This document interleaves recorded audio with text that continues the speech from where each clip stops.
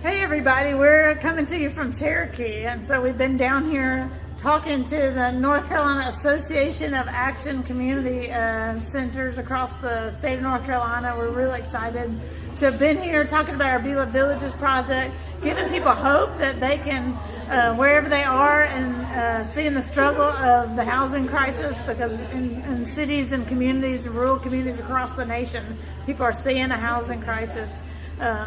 In a magnitude proportion. So we wanted to give people hope of what our community has done in the face of that, and just regular normal people getting together and saying, what can we do about this? And so it was really exciting. I think I definitely heard a lot of hope there coming from the room of people seeing solutions that they had never thought about before, or that ordinary people could create solutions from the ground up. So we were talking to people from the eastern part of the state, Wake County, like Greensboro area, Raleigh, Yancey, Avery, Mitchell County, so big cities to rural areas. And we believe that this innovative solution that we're building at the BeLoved Village is a real model solution for lots of communities across the state and across the nation. Yeah, and the name is very, I like a lot the name that is from pandemic to progress. Yes. And I think that now the people, we are able to be more in community and together without masks and hanging out together. I think is the time that us, all these skills that we learned in the pandemic, and all these new people that we met in the pandemic, to start organizing ourselves and start creating a new way now outside of the pandemic. So I think it was very powerful to see the many people that we saw in the room, and a lot of people with a lot of good questions. And I think that what we saw was these many people that want to be doing something about it. So. Right. Bring this inspiration to the room, and bring many that we know that have been helping us to make this project happen. Bringing all them to this space was powerful. Sharing all these stories about the how, and the real big story that is that we have to be. There is nobody to be waiting for. Is we, and how to make it happen. Giving the recipe to allow them. Then the recipe is at home, is with the people that you know. With your neighbors, with the people. We already in our communities we have people that have a lot of skills. So the answer to the question of the how is in community and with the people that you know. Exactly right. So we've been walking in this huge space. This is a huge complex that we thought was a very interesting backdrop to all of this. Lots of huge buildings being built, and for us to talk about building a homegrown solution has been really powerful in this community, our indigenous community. To be welcomed here is very, very beautiful. And one of the things that we said is we have to share land. This is very important. And this is part of one of our ways that we say this is really the value of the people whose land was taken originally. And so the value of sharing land and making sure that everybody is taken care of, from our elders to our children. That's very powerful. And you were talking about the statistics that came today? Yeah, so one of the things that we've been very aware of is the point in time count data. So what that is every year, in a span of just a few days, every community in the nation will do what's called a point in time count, where they will attempt to count how many people are experiencing homelessness at that time. And so those numbers have just come out for Asheville and Buncombe County. 637 people that they identified experiencing homelessness. We know there's probably a lot more because it's very hard to find people and make sure that everybody is being counted.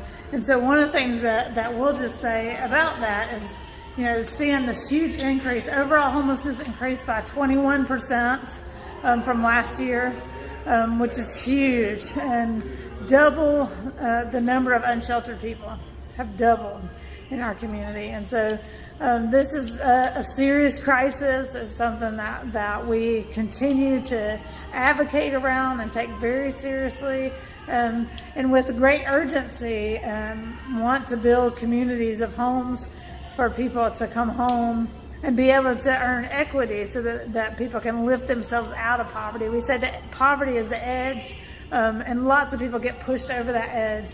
into homelessness because of living in poverty, and also the conditions of the housing crisis in our community.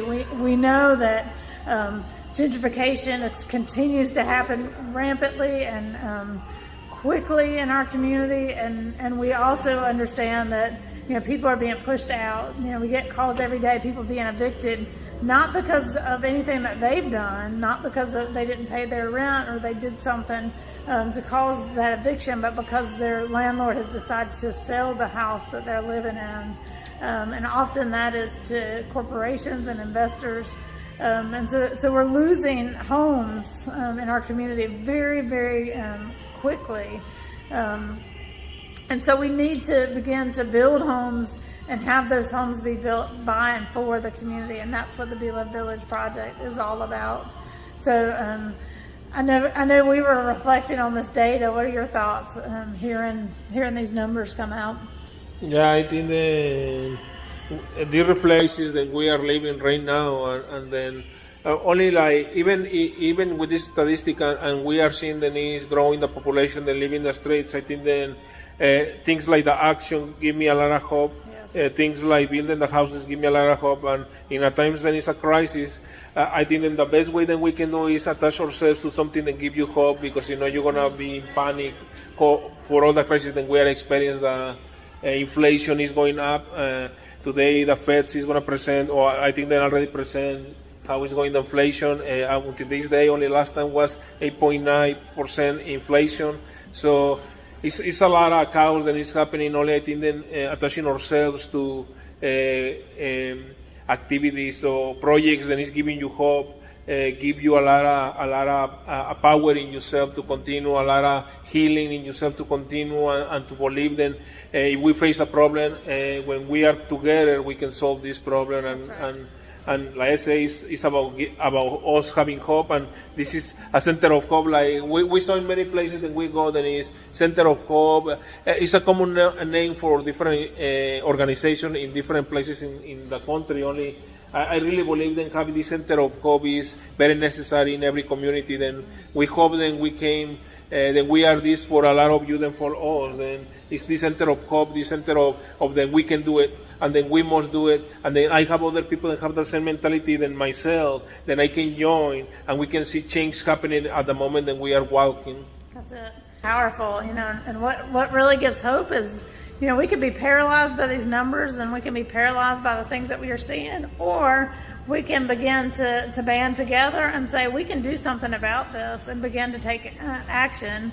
One of the things I love about this association has the word action and right in the middle of it, because we believe that, when we get together and begin to do something together, and begin to say, we can try solutions, we can begin to work on solutions, and a lot of practical solutions really just take elbow grease and people coming together as community. And so we're super thrilled that you're our community, and that we can join our hands together and our hearts together and act in such a way as to bring about hope, because we're creating solutions together.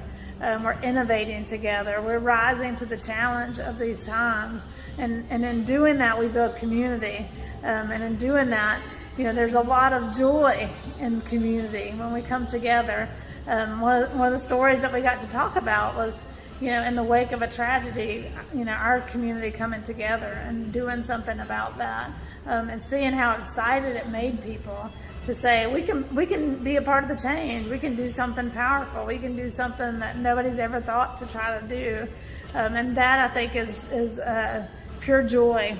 And we hope that you will continue to stay connected to us, and that we can act together in ways that build hope and build joy and build community, because all of those things continue to grow what we don't even know yet, what we can only imagine.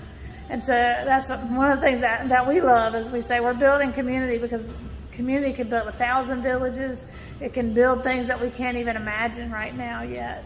And so we're glad that you're a part of our community, and that you're following along on the journey and joining with us to be people of love and hope and joy and community in these times.